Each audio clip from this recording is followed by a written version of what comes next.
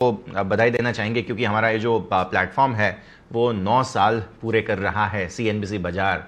और जी जो जी, बहुत गुजराती बहुत दर्शक शुभकामनाएं। मित्र हैं हमारे साथ, बिल्कुल, तो उसके लिए ही मैं आपके साथ विशेष लेना चाह रहा था क्योंकि 9 साल गुजराती एक कम्युनिटी को हम साथ में लेके चल रहे थे और सारे जो न्यूज़ बिजनेस के होते हैं उन्हें हमें जी, कोशिश की है हमने कि जो गुजराती कम्युनिटी है उनको उनकी मातृभाषा में पहुंचाएं। तो इसके लिए सर आपकी तरफ से विशेष नहीं नहीं, बहुत अच्छा एक एफर्ट आप लोग ने किया है। और मैं देखता हूँ कि जी गुजराती हमारे देश के बड़े इन्वेस्टर्स हैं। और जब भी गुजरात में आते हैं तो सरप्राइज हो जाते हैं किस तरीके से लोग, फैमिलीज, लेडीज और इवन बच्चे भी इंटरेस्ट लेते हैं इस शेयर के कारोबार में। और सीएनबीसी ने बहुत अच्छा एक योगदान दिया है, तो congratulation, heartier congratulation. Thank you so much sir. और इसके साथ ही हम चर्चा की शुरुआत करें और सबसे पहले तो जिस प्रकार का अभी माहौल बन रहा है उसको लेकर ही थोड़ा सा समझना चाहेंगे। रेनफॉल को लेकर चिंताएं थी, एल निनो को लेकर, लेकिन हमने देखा है कि अभी तक जो मॉनसून का अपडेट है वो ऑलमोस्ट इन लाइन जा रहा है। अभी जैसे जैसे डेवलपमेंट्स होंगे हमें ज़्यादा पता चलेगा, लेकिन लगभग लगभग सारे भारत में जहाँ जहाँ पे भी जितनी बारिश समय पे पहुँचनी चाहिए थी, या तो थोड़ा समय से पहले या तो समय के साथ साथ पहुँची है। ऐसे अपडेट्स हैं सो फार। तो समझाइए कैसे आप देख रहे हैं, किस प्रकार के अपडेट्स अभी फ़िलहाल तक आपके तरफ से देखने मिले हैं, और ये एल निनो को लेकर अभी भी क्या आप थोड़ा सा चिंतित हैं या नहीं सर? देखिए, एल निनो की थोड़ी चिंता है क्योंकि दुनिया भर में इसका दुष्परिणाम बोल सकता हूं मैं देखने को मिल रहा है। और दुनिया जी। भर में जो एग्रोकेमिकल का कारोबार है, केमिकल का कारोबार है, उसको इम्पैक्ट है। हमारे देश में मिनिमम इम्पैक्ट है क्योंकि ये जो साइक्लोनिक संरचना बनी उसकी वजह से काफी देश की काफी स्टेट्स के अंदर रेनफॉल मिला। और ये एक डिसेंट रेनफॉल हुआ जिससे स्विंग की भी शुरुआत होगी काफी जगह पर। और बहुत अच्छा एक शुरुआत मिली है। अभी जो स्टेट्स फिलहाल सफर कर रही हैं उसके अंदर साउथ इंडिया की 4-5 स्टेट्स हैं। और उसके साथ महाराष्ट्र थोड़ा सा हम बोल सकते हैं। कुछ ईस्ट में पार्शली मैं बोल सकता हूँ बिहार, या पार्शली उड़ीसा, थोड़ा सा वेस्ट बंगाल, पार्शली थोड़ी थोड़ी सी दिक्कतें हैं। बाकी जगह पर एक रीजनेबल शुरुआत सब जगह मिली है।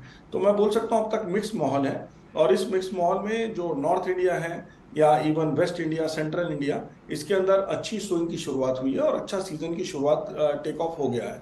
और बाकी जगहों पर जहां जहां पर जैसे जैसे रेंज चल रही है तो उसके साथ साथ क्रॉप की स्विंग चालू होती जा रही है। तो आज के दिन अगर हम पर्टिकुलरली नॉर्थ और सेंट्रल इंडिया की बात करते हैं तो यहाँ पर 70-80% तक की स्विंग हो चुकी है। लेकिन बाकी एरियाज में थोड़े से गैप्स हैं। तो सर मैं ये समझना चाह रहा था कि जिस प्रकार से आपने बताया इन्वेंटरी के क्या सिचुएशन है अभी फ़िलहाल, ये थोड़ा सा समझाइए हमें, नंबर वन। और दूसरा कि जैसे हम सीज़न में देखते हैं जिस प्रकार के प्रोडक्ट हमारे डिमांड में रहते हैं उसको थोड़ा सा समझाइए कैसे हम स्टॉकिंग वगैरह को आगे लेके जा रहे हैं समाचारों को देखते हुए।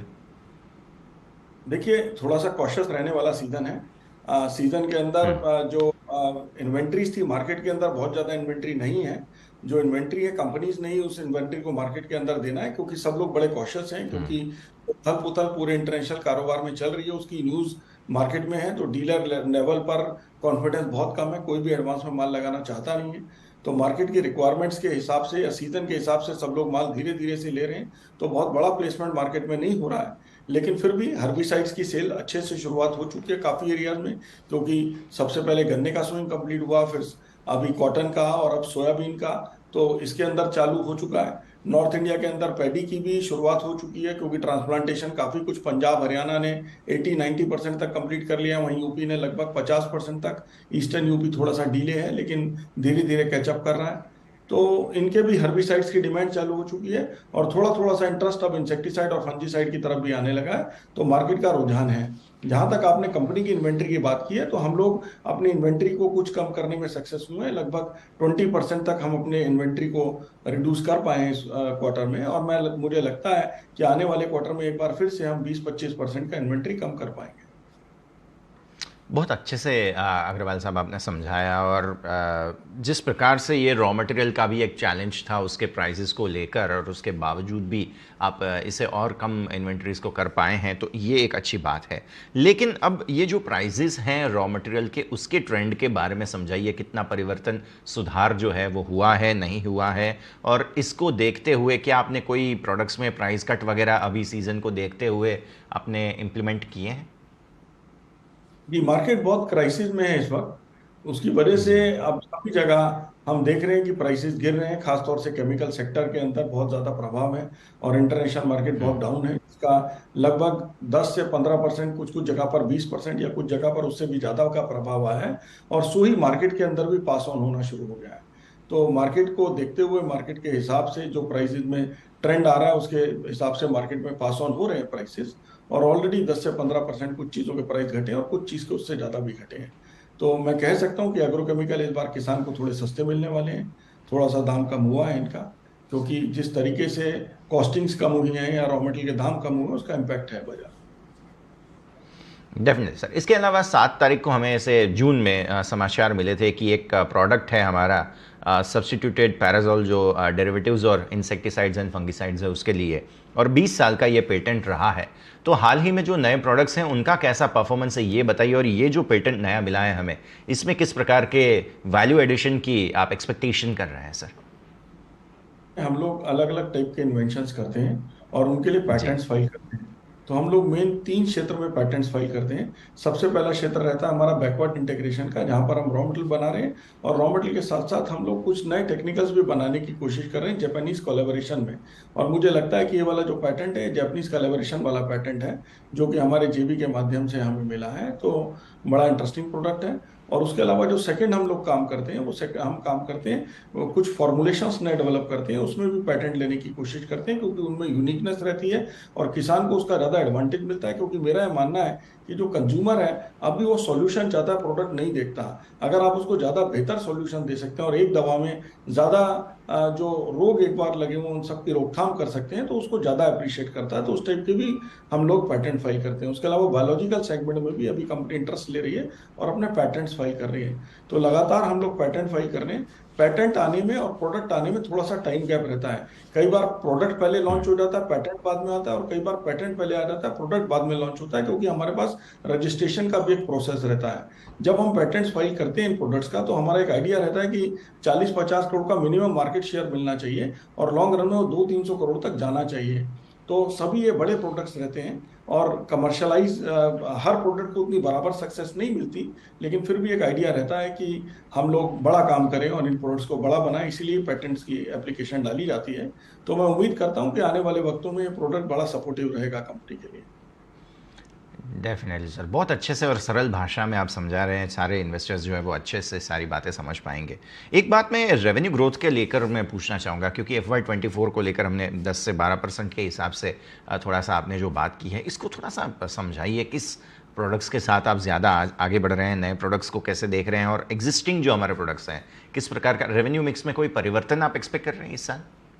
देखिए, रेवेन्यू मिक्स में हमारा थोड़ा परिवर्तन क्या रहेगा कि कुछ फोकस प्रोडक्ट्स हमने पिछले सालों में लॉन्च किए थे, जो कोरोना के दौरान आए, जिसको हमने जापानीज जी। कोलैबोरेशन के माध्यम से भी दिया और अपने R&D सेंटर के माध्यम से भी दिया। कुछ प्रोडक्ट्स हमने किसानों के लिए पहली बार इंडिया में बनाए। और जब हम इन प्रोडक्ट्स को बनाते हैं तो इनका दाम डेफिनेटली कम हो जाता है, क्योंकि जब वो मोनोपोली होते हैं इससे पहले और विदेशों से आ रहे होते हैं, तो उसका दाम अलग रहता है। और जब चीज इंडिया में बननी शुरू हो जाती है तो कंपटीशन हो जाता है और किसान को अच्छे भाव में प्रोडक्ट्स मिलने लगते हैं। तो ये हमने पिछले 10-12 साल में स्पेशलाइजेशन किया अपनी कंपनी का, कि हम किसानों के चहीते प्रोडक्ट्स भी देते हैं और उसके साथ साथ नई टेक्नोलॉजी के प्रोडक्ट भी उनको उपलब्ध कराते हैं एक अच्छे दाम पर। वो कंपनी का एक मेन ध्येय रहा है। तो इसमें काफी सक्सेस कंपनी को मिला है इस साल में भी, और Q1 में भी आप देखेंगे कि रिजल्ट्स में रिफ्लेक्ट करेगा। हम Q1 में भी हमने काफी पॉजिटिव क्वार्टर को क्लोज किया है और मैं समझता हूँ कि Q2 भी काफी पॉजिटिव रहना चाहिए।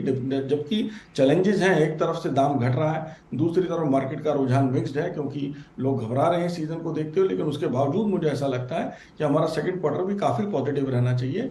And not only top line, bottom line में भी हमें बढ़ोतरी Q2 के अंदर मिलनी चाहिए। Definitely sir. राजेश जी, साथ ही साथ मैं एक्सपोर्ट मार्केट को लेकर भी थोड़ा समझना चाहूँगा, क्योंकि एल नीनो तो पर्टिकुलरली हम देखते हैं भारत, लेकिन जैसे आपने शुरुआत में बताया कि दूसरे देशों में भी थोड़ा सा इम्पैक्ट रहता है। यहाँ पर किस प्रकार के रिस्पॉन्स अभी फिलहाल?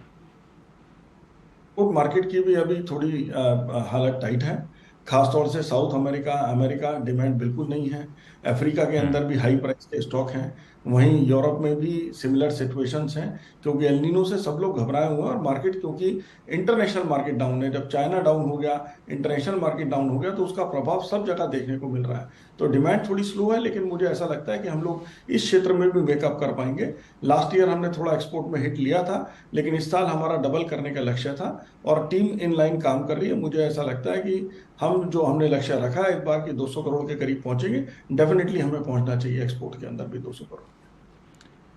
बिल्कुल, तो ये लक्ष्य जो है वो उसको पूरा करने की कोशिश है। और कैपेसिटी के यूटिलाइजेशन का एक मेरा आखिरी सवाल रहेगा सर आपसे, किस प्रकार की स्थिति में अभी फिलहाल और कैपेक्स को लेकर जो हमारी योजनाएं हैं वो कैसे आगे बढ़ रही हैं?